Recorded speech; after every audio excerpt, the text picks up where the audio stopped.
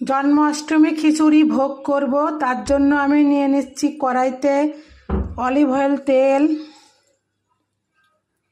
ডাল ভেজে নেব। একটা পাত্রে তুলে নেব, একটা পাত্রে তুলে নিচ্ছি। গোবিন্দ ভোগ চাল আমি ভাজবো, এই জন্য আমি একটু তেল নিয়ে নিলাম, অলিভ অয়েল।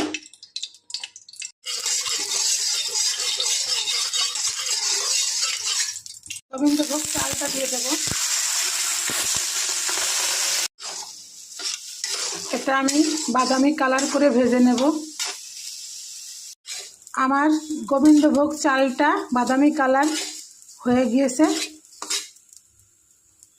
আমি একটা সসপ্যান